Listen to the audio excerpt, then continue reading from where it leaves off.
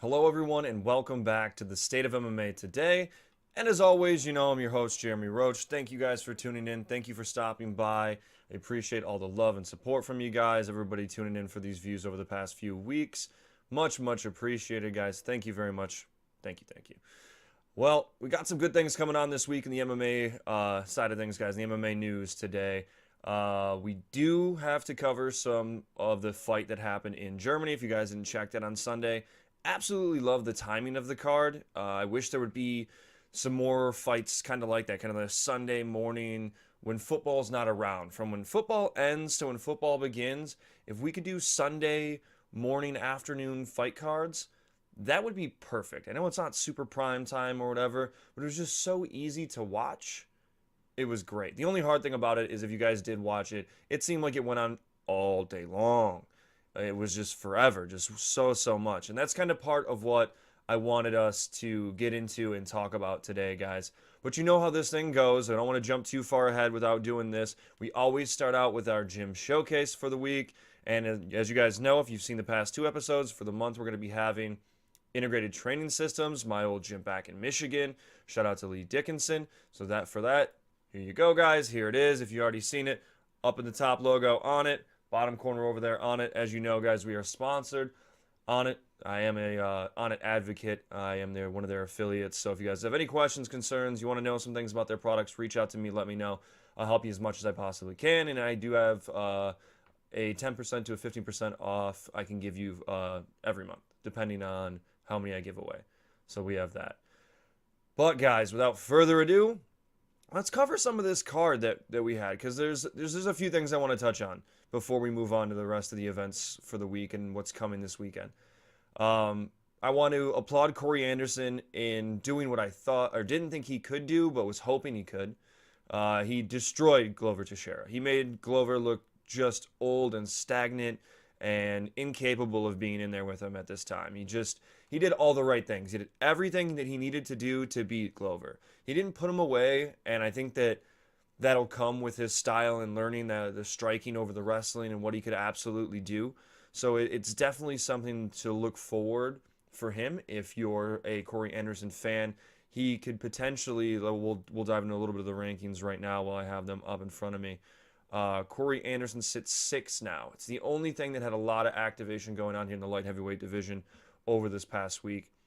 Is he jumps up, what did they say, 3 spots. He jumps up 3 spots to get to 6. So the only people in front of him are Manawa, Jan Blachowicz, Ilir Latifi, Volkan Ozdemir, Alexander Gustafsson, and obviously Daniel Cormier. So for him, even though he did call out DC, not going to happen. He's not ready for it, not happening. Anyway, you're going to see Cormier and probably Gustafsson if Cormier does take a fight before Lesnar. And if you don't see that, because Gustafsson says he's injured or has got something going on now, you've got a possible matchup where you see Volkan versus Latifi or Volkan versus Blachowicz, depending on when Ozdemir comes back from this injury. You could see him versus Anderson versus Manawa, Anderson versus Latifi. He's got one more fight before I would absolutely say that he is going to be ready for that title shot. He did very well. Did very, very well. Don't get me wrong. Shout out to him. Very great. Great performance. Enough of that right now. We'll go back to another one I want to highlight. Good job, Corey Anderson. And that's obviously Anthony Smith. If you guys didn't see the fight, or you haven't heard about Anthony Smith, which I don't blame you for that. Even I was a little bit skeptical of him coming into this. I really wanted to see Shogun win just for the simple fact of he would probably have fought DC, made a money fight for DC, money fight with Lesnar, and then he gets out of the game and off into the sunset, and it would have been nice. It would have been a good setup. And I'm going to give you guys an alternative setup, actually. It's the negative side. There's the light side and there's the dark side. And I'm already, if you guys don't know, super nerd about different things. You get like the Star Wars light side, dark side, whatever you want to look at it, of what can happen in either situations, like the good and the bad of what this may play out. And that's good and bad in DC's eyes, not necessarily for the UFC and for the fans. But getting back to Anthony Smith, that was a destruction of Shogun. It was an absolute dismantlement. He went in there, he was aggressive, he hit him with good elbows, heavy shots, That's Shogun's Achilles heel today. If it was back in Pride, he probably would have lasted the whole entire fight and it would have been a barn burner. But he just can't take that type of damage anymore. So shout out to Anthony Smith, who goes from being unranked. It doesn't. I wish it would say like he jumped up 8 spots, because now he's ranked number 9 in all the lightweight division, which puts him right up there. And again, he's right behind Corey Anderson. So 3 behind. You've got Glover, who dropped down 5, who's 8 now, and Ovens St. Preux. So Ovens and Anthony Smith would be a hell of a fight. A hell of a fight. Because you know that St. Preux's got some ground game in his arsenal, but he OSP likes to stand up. OSP can bang. So that would be a great fight to go back and forth between them. Owens is looking for a partner, but I think maybe he gets somebody else a little higher. But if he doesn't get anybody else higher, no one else is willing to fight him, I think the Anthony Smith fight makes sense. Another one that could happen if we're looking for jumping is maybe an Anthony Smith-Jimmy Manawa fight. 2 guys looking to strike. Manawa not being a huge grappler, loses most of his fights by that. He's a knockout artist. So we'll see. Maybe Manawa is one of those guys that is growing with the division. He's been around for a little while. He's starting to enter this veteran mentality and veteran part of the sport. So we'll see where that goes. And also Tyson Pedro's moving up, so he moved down, but he will be moving up. Pedro Shogun fight would be pretty fun.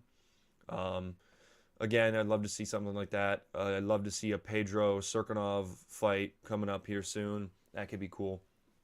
A lot of things kind of jumped around here with this. So shout out to those guys. I will point out, because I did do the Emil Mech and Fabinski fight as your highlight to watch. And for me as a fan, it was infuriating, because it just shows that, and it's frustrating because Mech did everything he could, and to watch somebody hold him for the majority and not do a lot of damage was really, really discerning. But it just shows where the sport is going towards. It's this whole entire card kind of went towards this: play it safe, play the game plan, do whatever you can possible to not make the referee stop you from a position that you're not really doing enough damage, that you're holding and you're effective at maintaining position. But I'm an advocate for the opposite of that. You'll hear with Rogan when he talks about Askren and different things as well, about how he likes that style or is interested in that style and wants to see someone go against it, like the Tyron Woodley will stop me from doing it kind of thing that he's been lately. It's infuriating because it's one thing to hold somebody in a position, but if you're not doing anything to win the fight, if you're just saying, I can hold side control and then go back to half guard and then up to side control, tap, tap back, tap, tap back, tap, tap. That's all well and good. And yes, the guy does need to get you off. But if that's your wrestling bread and butter and you've been doing it your whole life, no one's going to be better than you than that. And that's hard to watch as a fan, because it's fun and it's interesting, but you're not doing any damage. You're not fighting anymore. You're playing who can hold me down the longest. And that's not the fight game, and that's what bothers me, is there's different facets, but you're exploiting a rule. So it's hard because there was a stoppage, or not a stoppage, I would say a break, when Damian Maia was it Damian Maia? Oh Lord, I'm just drawing a blank now. Let's go to the fighters rankings and let me pull up. I don't even know if Maia's gonna be. He should be on here, right? Where'd you go, Maia? How far did they drop you down? How far did they drop you? Okay. Usman. I believe it was the Usman fight. The Damian Maia, Carl Usman fight that he lost, this last one. And he was put in a position where he was, and Rogan talked about this with Shab and Kalen, if you haven't seen this, so go check that out. But it was a very good analysis, and I rewatched it and broke it down and saw that Damian Maia, and if you know anything about jiu-jitsu and grappling, is steps away from closing the gap and taking a submission. And Usman is such a high-level wrestler that Damian can't just flail into the spot and lock it and go for it. It's not like it's a high-level jiu-jitsu practitioner versus someone who doesn't know anything about anything on the ground where you can just sling things out. Usman's going to make you pay, and then everybody knows his style. Like, I mean, Decision, split decision. He's got, oh, wait, hold on. This is, sorry. This was Damian Maia, which was awful. Decision on that one. But then was submission before that. Decision. He does have a TKO against someone, Sergio Morales, which was great. And then you got decision, submission, and that's it. So he's a decision machine. He's a grappling dude. All he does is grapple and hold, tap, grapple and hold, couple ground and pound. Doesn't look super devastating. So if you're Maia, you're like, I don't want to move and get trapped here for another 3 to 5 minutes, because you have to think 5 minutes isn't that long.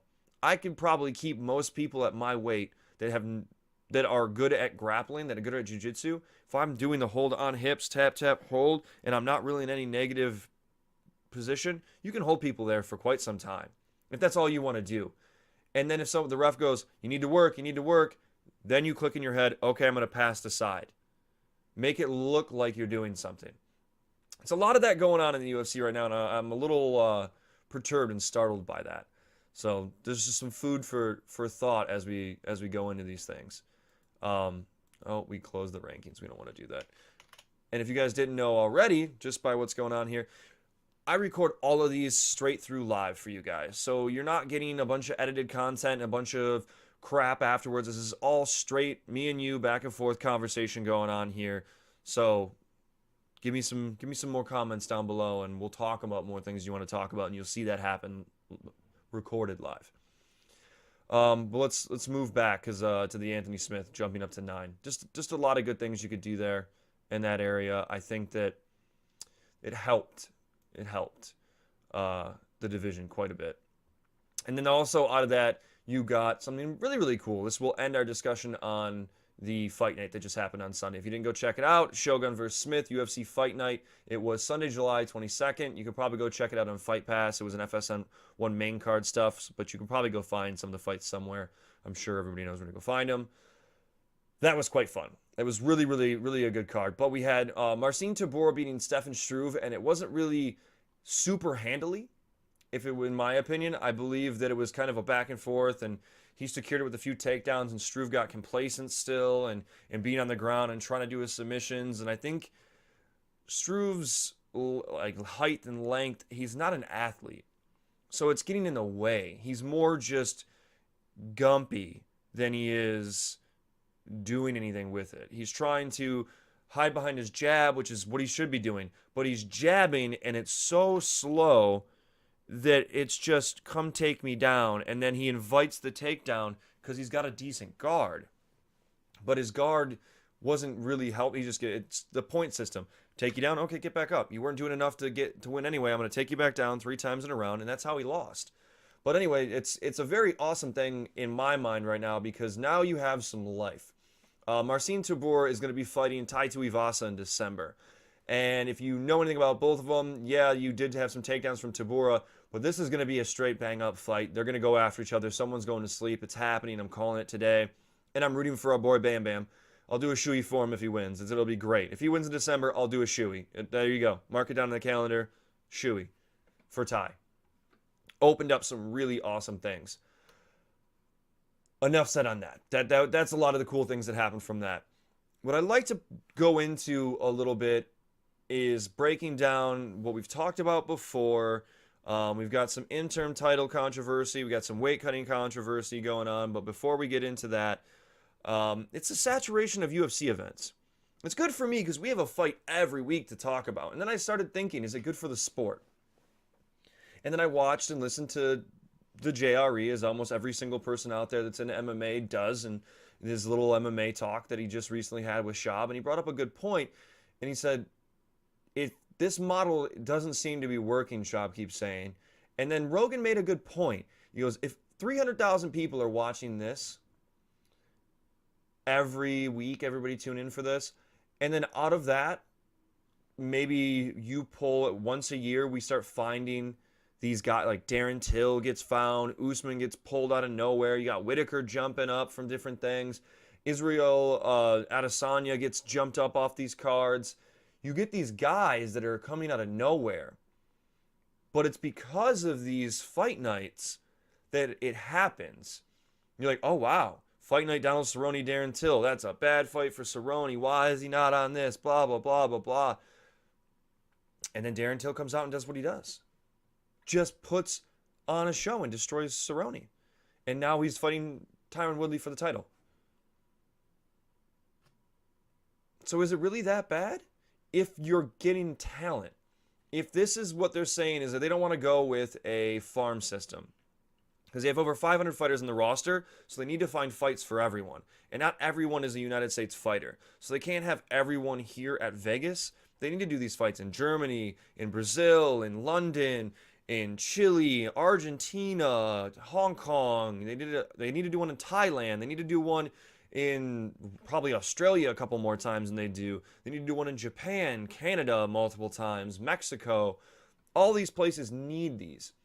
So I think the diversity of places needs to come a little bit more on these cards. Just because it works out for the rosters. You got 500 fighters. You got a bunch of them in Europe. Oh, okay, all you can make it to Germany. Awesome. You're all going to be on this card. Let's do it. Let's make this happen. Let's do 3 in the area. It's pretty fun. Pretty fun. So I'm going to give this model a little bit more time. Because if you're going to use your, which won't be there anymore, your FS1 cards won't be there. There'll be your ESPN cards or ESPN Plus cards and your Fight Pass cards, whatever they may be. If those are going to be your farm league or kind of farm league, you have these fighters on there that can make a name for himself, that are able to go through the mill a little bit, get some solid fights underneath them, show that they're worth a bigger fight. They take on something like this fight night that's coming up in Vancouver, where it can be a main big attraction because it's still going to be on prime time. And then you're going to be able to throw something up here like a Till Cerrone and make it seem like everybody's going to go, why is it not pay-per-view? Oh, well, because you're about to see a monster. And then you can see that showcase, and then you showcase that monster. So we have a lot of those possibly happening in the future. I'm interested to see. I want to go back and take a look at the past few years of the difference of, because we talked about how many fighters were in the top pound for pound from Tough or from a Contender Series or whatever it may be, or in their division, and you have like 3 in every division. So it's pretty cool. So there's some more food for thought for you guys. Think on it, do your own a little bit of research. How do you feel about the UFC right now? How do you feel the state it's in as a whole? As every week we have a fight card, and once a month we have a pay-per-view. How does that sound? Should it be maybe twice in a month we have fight cards and then one pay-per-view? So it limits it a little bit. You get a little bit of a break, things of that sort. I don't know. How do we do it? Do you want to see another league? Do you want to see... they talked about having a farm system. I forget who they just picked up. It was like M1 or something like that. I got to look into that, who they actually just signed it up with. Let me know below in the comments who the UFC just picked up with, because in all honesty, that would be a great farm league, just like before it was World Series of Fight. I forget what Premier Fight League, I think they changed their name to. It was kind of a little farm league for them as well, but they're not UFC fighters on the roster. So that's the hard part is, do you half the roster and make a WEC where though you still have those, it's a WEC this Friday, next Friday it's a fight night, then it's a WEC, and then it's a pay-per-view, and that's it. And the WECs are your guys that are growing as well as a couple main events. But it also, I see how that model makes it hard to tune in for, and makes it seem like these aren't the important ones. So the way that the UFC has it now, it makes it seem like these are the more important fights, that these are still important and valuable. So I understand their marketing play with this now. I kind of get it if we see some more resurgence. Because this Eddie Alvarez, Dustin Porier could easily be, this is the fight we're going to be talking about, could easily be a main event, or not a main event, maybe a co-main event, main event for a pay-per-view. Oh, this card could be tweaked, and it could be a pay-per-view. So how do we look at it now? Do we like this because I get to see this for free? I get to see Eddie, the number 3 and number 4 guy in the lightweight division fight for free. It's on FS1. It's on Fox. Go ahead and check it out. I'm thinking I'm leaning more towards the side that I want to see where this goes, and I think that it's the right way for now. I think they need to continue with some farmy stuff, some cool things. Everybody's still hating on Tough and the ratings that Tough gets, but you can't look at the ratings of Tough. You need to look at the fighters and the product coming out. If the ratings are bad, that's on your marketing. That's poor marketing. Because if the Contender Series is doing well, you can easily make Tough do well. Because every single second is a Tuesday night Contender Series thing. I mean, here, I'm going to reopen up right now the UFC in a new tab. We're going to pull it up, and I want to see if there's any mention of Tuesday night Contender Series. Tuesday night Contender Series in highlighted, just one scroll down right there. Dana White's must-see videos. Dana White's Tuesday Night Contender Series. 1, 2, 3, 4, 5. All in a row.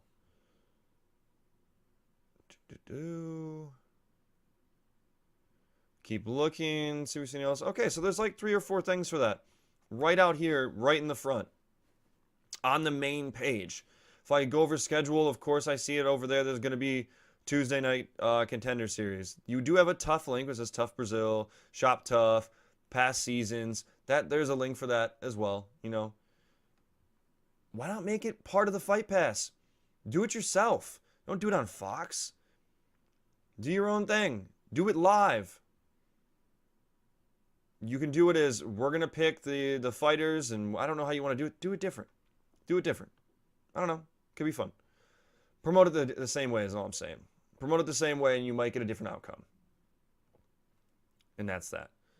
So that's my spiel for you guys on what's going on with the UFC today. What the state of their, I don't know, what they're offering to us. The state of their product that they're offering all of us out there. Do you think it's quality? Do you not think it's quality? Do you believe in it?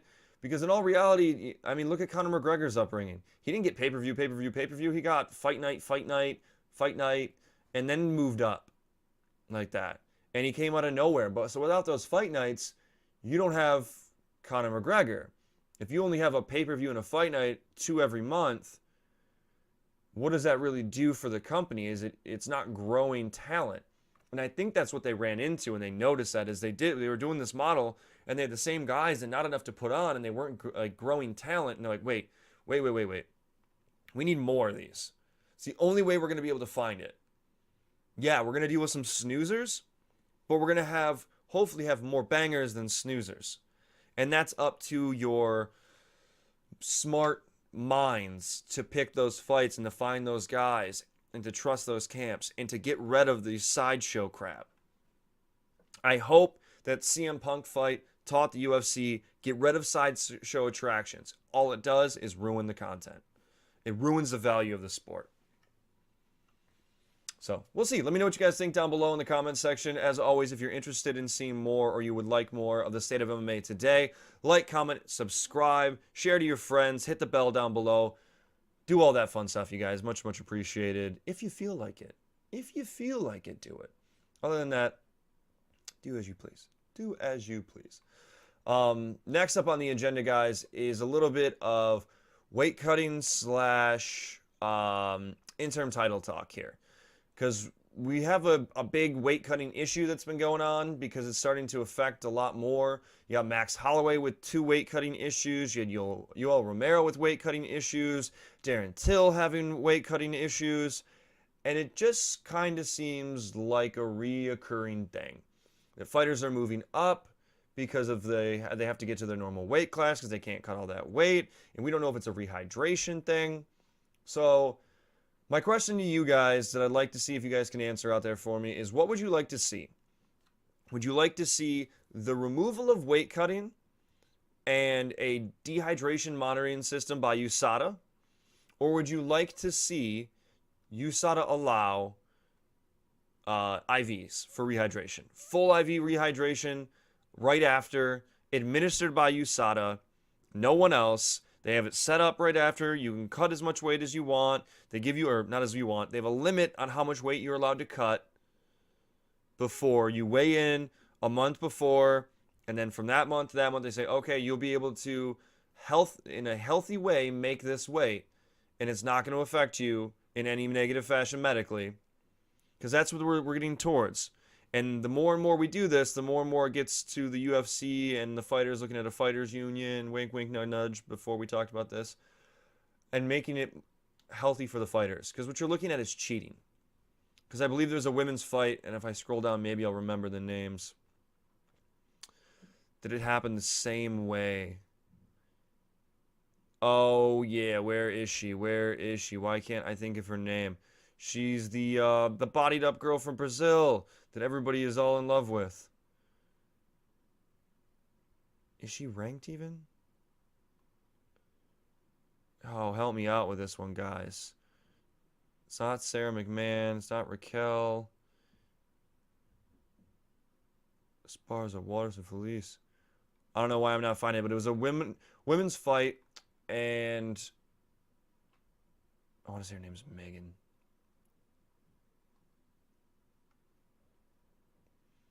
Oh, it's gonna really piss me off, guys. But we'll come back to it. I'll remember who it is in a minute. I know I will. It'll just randomly pop back into my head. Mackenzie Dern. There we go. Mackenzie Dern. She was fighting, and I don't think she's on the top 15 right now. But at least because I think featherweight's not ranked if she's fighting in featherweight. There's nothing on there. But she was like 6 pounds over.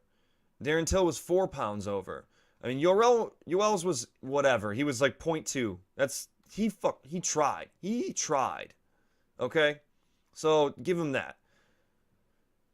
And then you have Holloway, who walks around at 185 pounds, couldn't cut down in short notice to 55 fast enough without getting sick. Now looked like he was just in another dimension trying to cut to 45. What happens if that's it for him?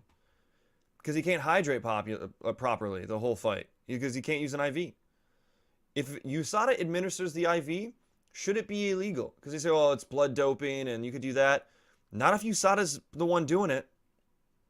Not if USADA's doing it. They go and administer it to you. You set up for it. Hey, I have a fight coming up. I'm going to need IVs. Boom. They're there for you guys.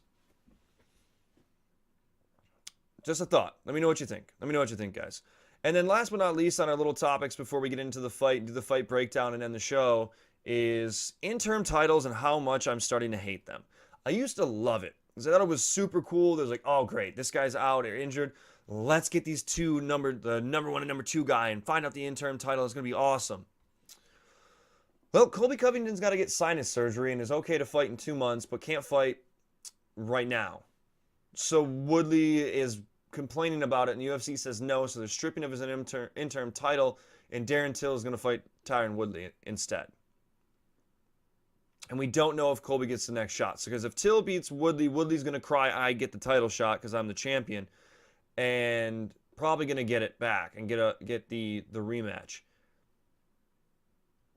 Don't think that's fair because of what they're doing to Stipe. So this is all going to tie together. There's going to be a lot here. Daniel Cormier wins one fight in the heavyweight division, beats the best heavyweight champion the UFC has ever had by title defenses, and it starts the most people. And he doesn't get an immediate rematch. A guy who hasn't fought in forever and also tested positive for steroids gets a title shot before him. And yeah, that's strictly for DC because he's going to be retiring. But it still doesn't mean it's right.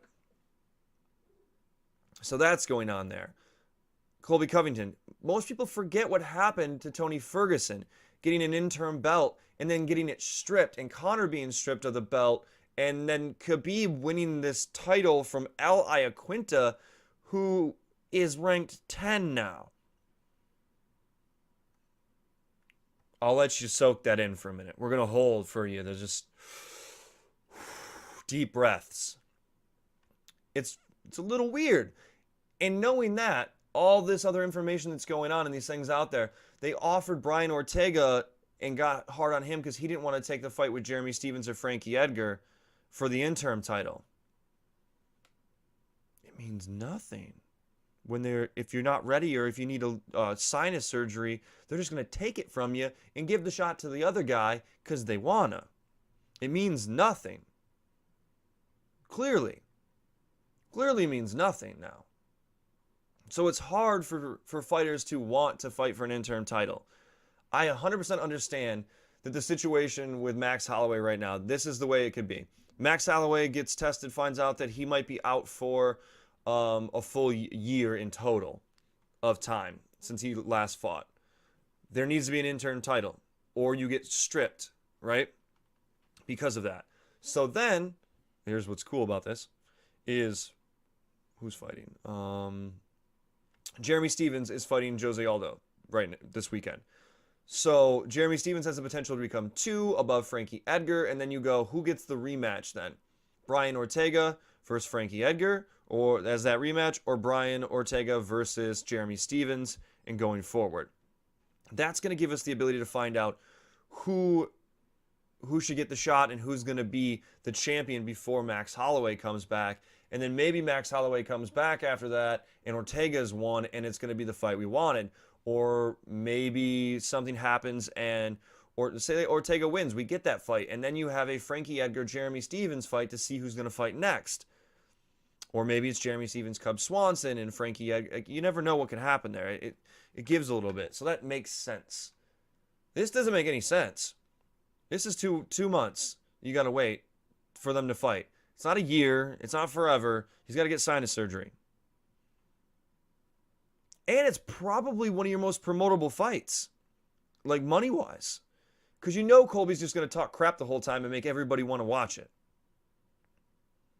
So it's a little weird that the UFC would go this route. He's saying, man, I'm into this and I want to do this. Just wait. I don't know the whole story, but it's a little weird.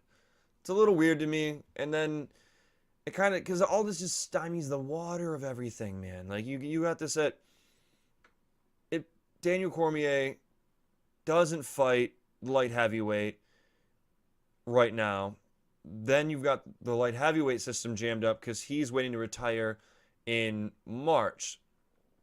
So that opens up for, okay, if DC's not going to defend the title again, he's just going to retire with it, you need to make an interim title then. And then whoever has that interim title is going to become the champion when DC retires. And then you can make the other fights. Stipe deserves a shot back in. It's just weird, man. It's weird. Shout out to Brian Ortega for not taking that. That's a good move. A smart move on my side of things, I would say. It's a smart move for him. So that was my stick on interim titles, guys. I don't really think it's a good idea if you're a fighter to take an interim title fight unless it's because the guy you want to fight as a champion is going to be out for 6 months to a year. You don't wait. You don't wait, you'll be irrelevant. And if you can't afford to wait, that's because your name's Nate Diaz, Conor McGregor. I don't know. That's it, maybe? That's it? Because I know you got Cyborg mad that she's got to wait so long to fight Amanda Nunes for this thing that's not even going to really matter to her whatsoever because she's going to destroy her because if anything, Cyborg is just a bigger, better, stronger, faster version of Amanda Nunes. So we'll see. We'll see. But enough with that, guys. We're going to move on, and we're going to move on to the UFC Fight Night Saturday, July 28th. Alverez, Porier 2. And if you don't know, there's some bad blood between these two guys because of an illegal knee. And the first one is not. The second one was. It looks like it glanced off his shoulder and hit him. It's one knee. And in my mind, Porier is known to break. He's jumped up, so maybe he could take some more damage. He went from 145 to 55. I just don't think he wins this fight ever. And he just needs to be super technical and not incite a brawl. But unfortunately, that's where Porier does his best, is in that brawl, in that pocket. Because when he fights overly technical guys, like when he fought Conor, he just got pieced up. So it's going to be interesting. But we're not going to start with the main event. We'll drop back down, drop. Go way down to the early prelims at 4 p.m. Eastern Time, 1 p.m. Pacific. You're going to something that's probably, it's a little weird for most, but it's pretty cool because you've got a fight Not the first fight on there. I'm going to let that one go by. Devin Powell and Olivero Herrera. Don't know much about those guys, so I'm going to let that skip through. Shout out, I hope you guys do very, very well. It's going to be great for you guys. One guy looks like he's 100% Irish, even though it says he's from the U.S. And then you've got this awesome fight between Nina Ansaroff versus Ronda Marcos. And this is a cool fight because it is the number 12 versus number 13 in the 115-pound division for women. This is going to build and bolster that Joanna Jędrzejczyk thing. If you don't know Nina, that is Amanda Nunes' girlfriend. So she's got a lot of training, a lot of experience, and a lot of help as well. This is going to be a fun fight in the women's division. So tune in early to check that out for you guys. We're going to skip past Dustin Ortiz versus Mathis Nicola. It is going to be a good fight. It's going to be fun for you guys. You got a 13-2 up-and-comer from Brazil, ranked number 12. Dustin Ortiz, who has promise, but he hasn't shown all of the light yet. I think he can improve a little bit more. Still very young. We'll see where he goes. Good fight to check out and to watch. We'll see where things go with that, especially early on Fight Pass. And then you've got an awesome Alex Davis versus, Caitlin Chukugan. Oh, man. It's great long last name. This is going to be an awesome fight because Caitlin's got a 10-1 record, and Alexis Davis, is a veteran of the sport. She's ranked number 3. It's at the 125-pound division, the new division in between the 15 and the 35 that they recently did the Ultimate Fighter show for. So if we go into that, you're looking at people like, because Valentina Shevchenko is going to be fighting for the belt. So you're looking at Alexis Davis is right up there. Liz Carmouche just won. She's there. Roxanne Modafferi just fought. She's up there at 5. So Caitlin's up here at 7. You got Jessica Ai in there. You've got some straight up killers for this division. This is a great women's division. The 125 is the sleeper division for the UFC women. You've got the Rose Namajunas over there with Joanna Jędrzejczyk, and you got Amanda Nunes and Holly Holm, and you got Cyborg in the other division. 25 is where it's at, trust me. 25 is where it's at. It's going to be a great, great fight. Don't sleep on this fight. I think it's going to be way, way, way better than what most people think. It's going to be a brawl. And then you've got, oddly, you got Ross Pearson as the main for this, which I would obviously see they put this in against John Modesi. Canada, 15-6 record, nicknamed the Bull. Let me pull up his fight record for you guys here real quick. Like I said, we're doing everything live in front of you guys. It's kind of salty. Kind of very salty. Loses to Alan Patrick. Beats Shane Campbell. Loses to Donald Cerrone. Loses to Yancy Medeiros. Beats Mahed Baghdad. Loses to Lando Vanata. Beats Abel Trullo. And now fights Ross Pearson. So he's kind of a guy who doesn't really know and hasn't found his footing here in the UFC quite yet. He's beat some really high-level guys. He's lost to some guys he probably shouldn't have. We don't know why. We'll see. Ross Pearson, I don't know if he's on a fight win streak or losing streak right now. Okay, he's coming off a win. So Ross Pearson has had a shaky record. Let's go back. He lost to Will Brooks. He lost to Jorge Masvidal. He lost to Stevie Ray. He lost to Dan Hooker. He beats Mitsuo Hirata. So he's off a win. It's a decision win. He got KO'd. It was split decision, unanimous decision, and then his last win was split decision. So it's just hard. I think he's aged a little bit. He's kind of in the gatekeeper position for everyone. But just an overall fun fight to have on the card. So that's pretty cool. Now we're going to jump up to the Fox prelims. These are the Fox main because this is a fight night on Fox, not on FS1. This is on Fox. 6 p.m. Eastern Time, 3 p.m. Pacific. You're starting out with some guys' names I'm not even going to try to pronounce for you guys. Actually, here we go. Gazid Murad Antigulov from Russia. 20-4 record. He was ranked number 15. Shout out to the UFC for actually having everybody's face on this one. He's got 2 fights in the UFC. Marcos Rogerio de Lima he beat by submission. 2 submissions back-to-back submissions in the UFC.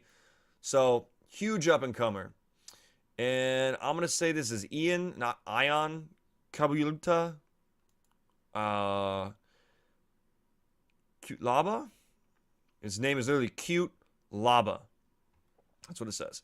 He's got a loss against Misha Serkinov. He's got a win against Jonathan Wilson. He loses to Jared Porier by unanimous. 2 wins by unanimous, or 2 losses. 1 by unanimous, 1 by submission. His win was by unanimous. And then he knocks out Henrique da Silva, and he moves on to this fight. So another checkered 2-2, 2 wins, 2 losses, 50-50 in the UFC. We'll see how he goes. Takedown defense is really high.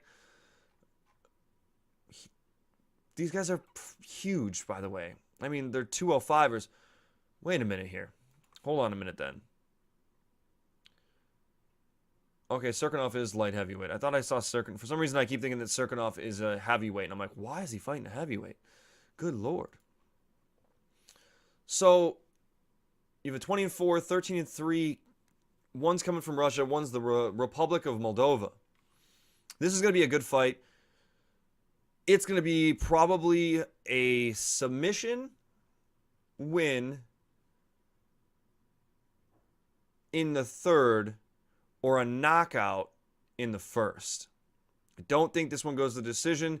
I think that both these guys need this, and I think that this guy from Russia, the ranked number 15, I'm going to call him Gazad, is just going to, he's going to be the real deal. I think he's going to be the real deal, and we're going to see him be the real deal very, very easily in this fight. It's going to be his showcase for everyone to see. His coming out party. A couple of 1-2 Russians in this card. Islam Makhachev, or Shakev, sorry. Jeez. These names are getting harder and harder. Kyan Johnson against the Ragin' Cajun is what I'm going to call him, but he's from Canada. This could be an interesting skirmish for 155. You got a guy who is super, super takedown defensive in Islam. He's got a huge takedown accuracy at 85% against a guy who is predominantly going to be standing up. Let's look up Cajun Johnson's. I call him Cajun Johnson. Just because of the raging. Yeah. You look at this. He lost his first fight against Tai Hong Bang. And then he's coming off a 4 fight win streak. Decision, TKO, KO, decision, and he got KO'd. So let's pull off this Islam thing for you guys. Let's just show you what's going on. We're going to break this down a little bit more. He's coming off of 3 wins. He lost once against Adriano Martins. It's a good fight. But it's a decision, and he won his last one out of first-round knockout.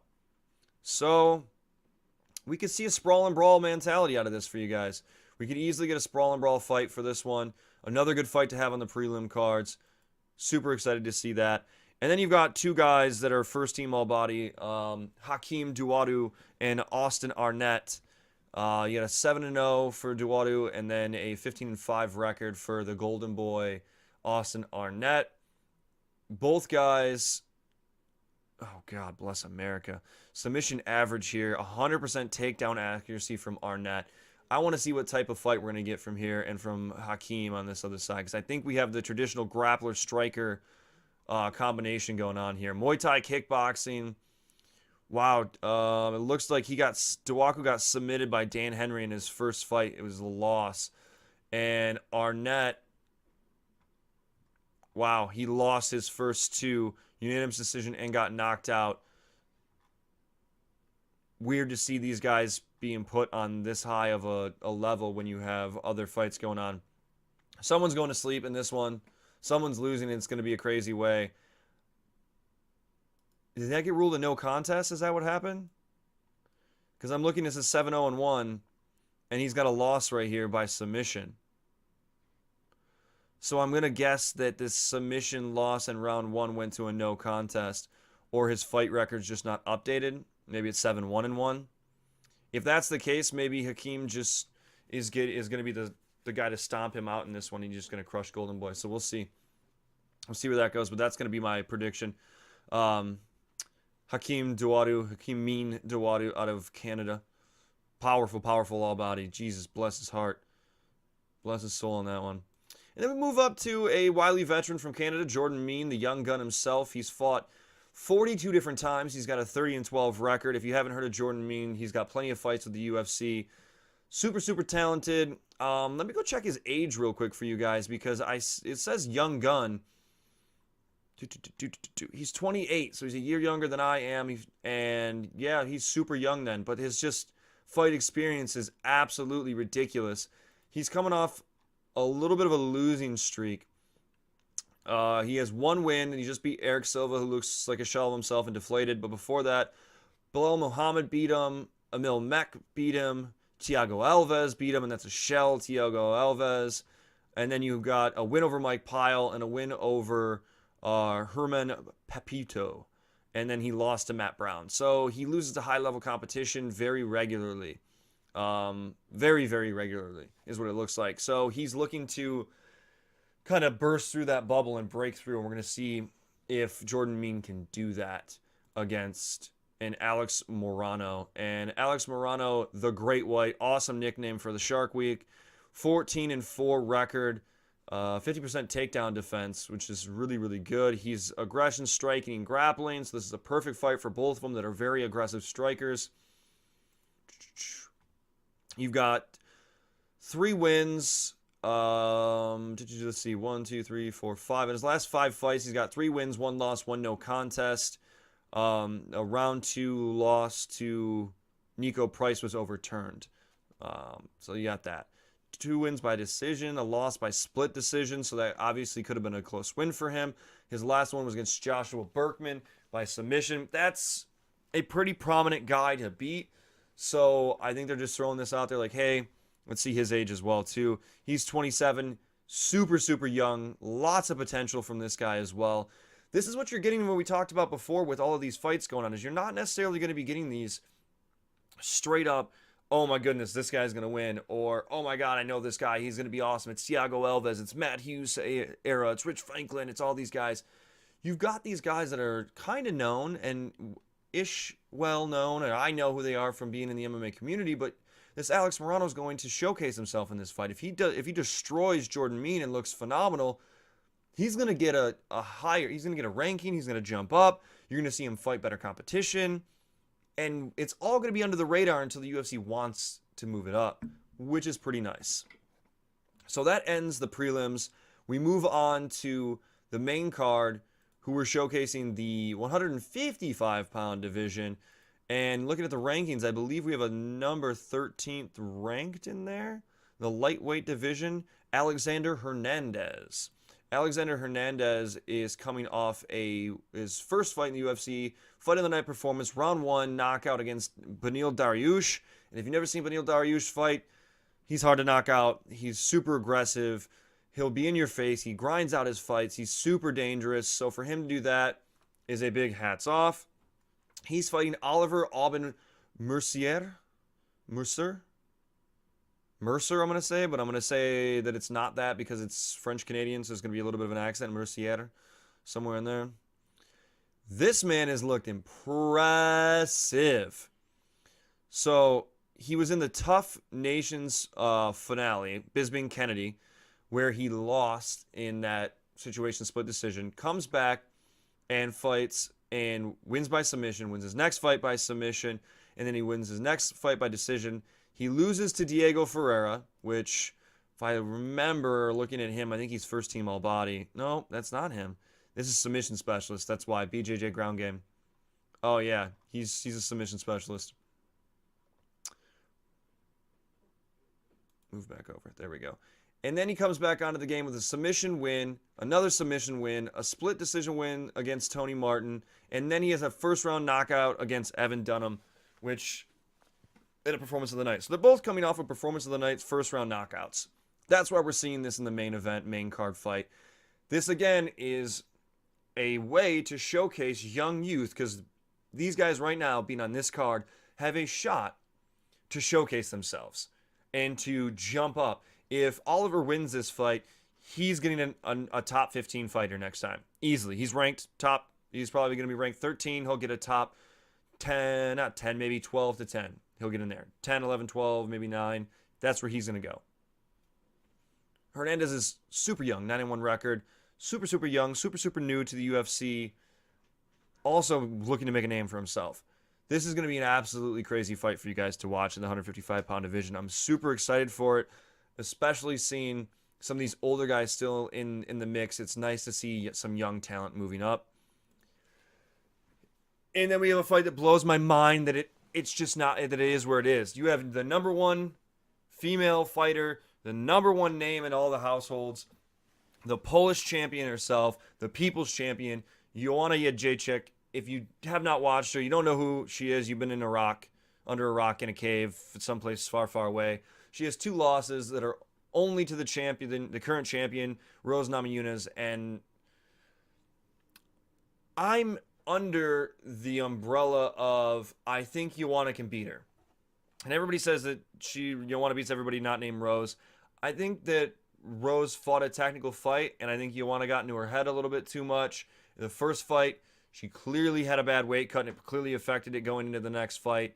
I don't see that Rose was that dominant.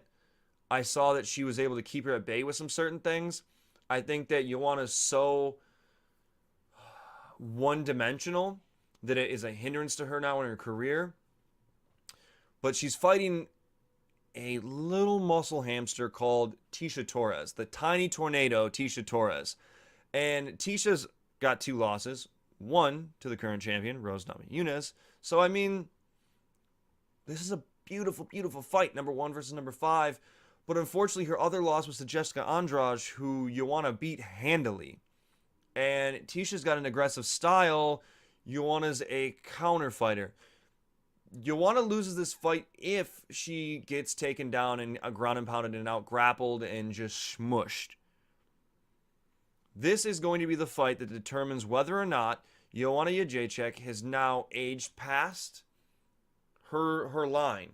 Because if we all know this, fighters have a up line. It just goes like this, and then all of a sudden out of nowhere it goes boop, and it's gone, and then shoo, you just drop. And some fighters drop only just drops to here and it stays here. Some fighters drop and it goes down to here. A la Rashad Evans, a la Chuck Liddell, Shogun Rua. They're just drop out of nowhere. So we'll see if this is what happens. If she beats up Tecia Torres handily and we go, okay, Joanna's Joanna, when's she going to fight Rose again? Or when does she move up? Or when do we, do we get a 110? Can we go down to 110? Do we really want to do that? Make her the 110 champion? I don't know. But Tecia Torres also has the spot to make a name for herself and jump up on this and be in the title contention. And let me close these out for you guys real quick. Well, I want to bring up the rankings before we look at their previous fights and who they fought. So you're looking at the women's strawweight because that's the division. You've got the Nina fight earlier in the card versus Ronda Marcos, the 12-13, bringing it up. Alexa Grasso, Courtney Casey, then Tatiana Suarez, Felice Herrig at number 8, Michelle Waterson at number 7, Carla Esparza at number 6, Tecia Torres at 5, Carolina Kowalkiewicz, God, I pronounce this wrong name. Kowalkiewicz.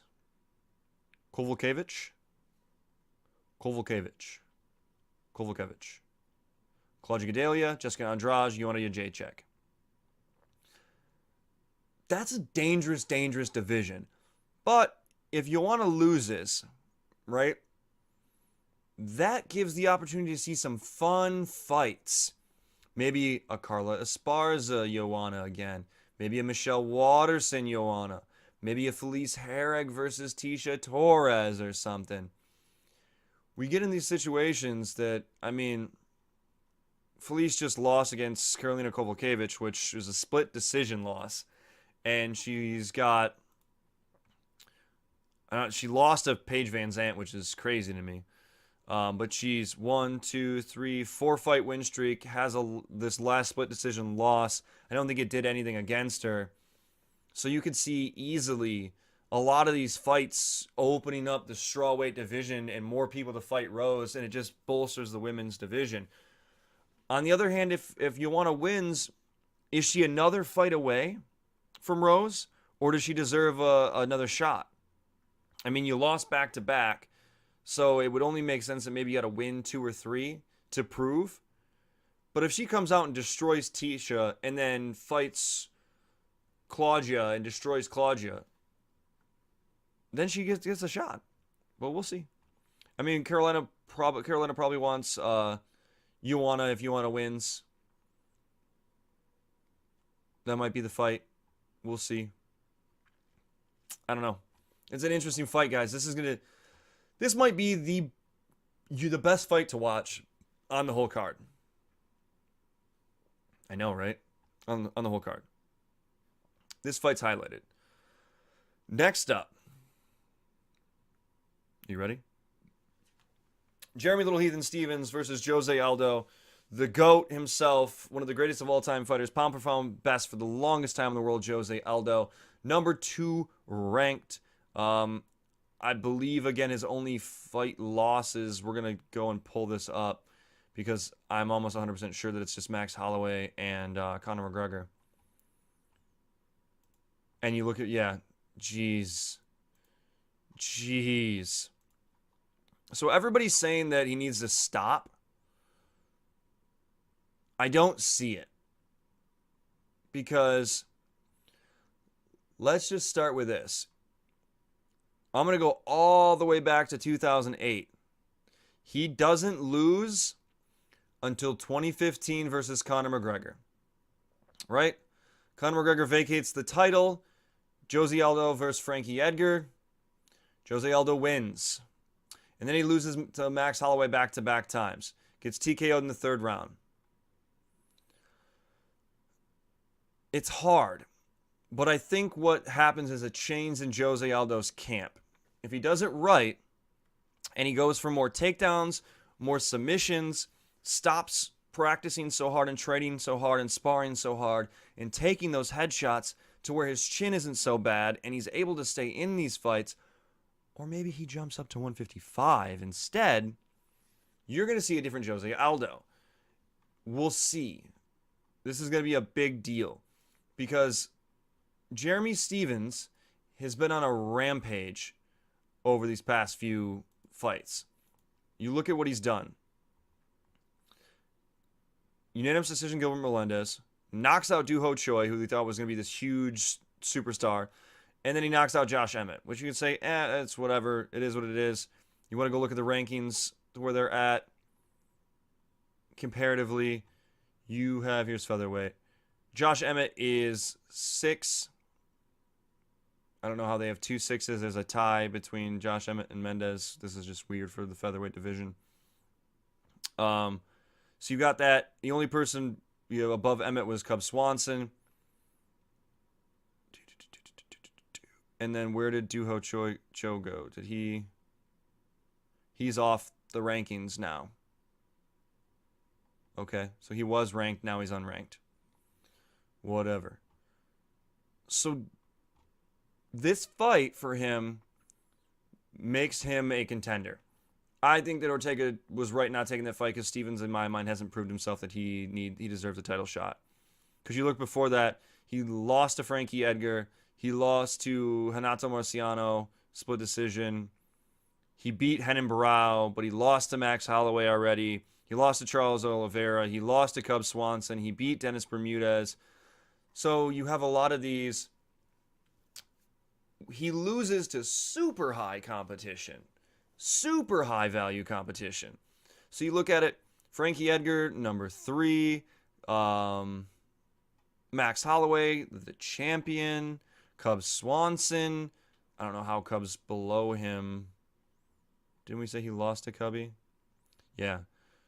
Charles Oliveira is always dangerous. Always dangerous, guys. You cannot sleep on that. So this fight's doing very well at taking interesting fights, interesting matchups, and putting them together because this is a fight that Aldo can win, and this is a fight that Stevens can win, and they both aren't takedown specialists, but they're both straightforward fighters, and they both have knockout power at any time. If Aldo's chin is up to snuff, Stephens doesn't have a shot because he's not as technical as Aldo. And if it does somehow go to the ground, Aldo's a black belt in Brazilian Jiu-Jitsu. I don't really see it staying there for too long to where he doesn't set up something to take him out. And no, it's not his bread and butter, but he's a black belt in Jiu-Jitsu for a reason, and he needs to start doing more on it. I'm picking Aldo because I want him to win. I'll pick Aldo. I don't know if he's going to win. That's my heart pick, guys. That's my heart pick out of this one. And then we're going to move on to the main event, Eddie Alvarez, Dustin Porier, the rematch, the grudge match. I'm just not a Dustin Porier fan. I tried to be. I've watched The Road to the Octagon. I know the illegal knee crap that goes on. I just saw the fight with Conor. I've seen his other fights. Like, let's just go through this. I know he jumped up in weight, and it doesn't really mean too much because he was in a different weight division before. And he's got this thing. Okay, so he lost to Danny Castillo way back in 2010, right? And he's got 1, 2, 3, 4 wins. And then he comes up and he's got a win over Max Holloway by submission. Okay, so that's super impressive. Then he loses to Chan Sung Jung. He beats Jonathan Burkins, who... Sorry, Jonathan, I loved you, but you're not even close to what the UFC needed. And then he lost to Cub Swanson. Beats Eric Koch. Beats Diego Brandao. Beats Akira Corsani. Loses to Conor McGregor. Beats Diego Ferreira. Beats Yancy Medeiros. Beats Joe Duffy. Beats Bobby Green. Loses to Michael Johnson. Beats Jim Miller, and then has this no contest. Then he beats Anthony Pettis, Justin Gaethje.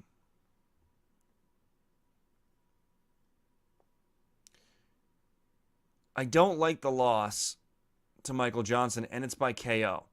So he can be knocked out easily.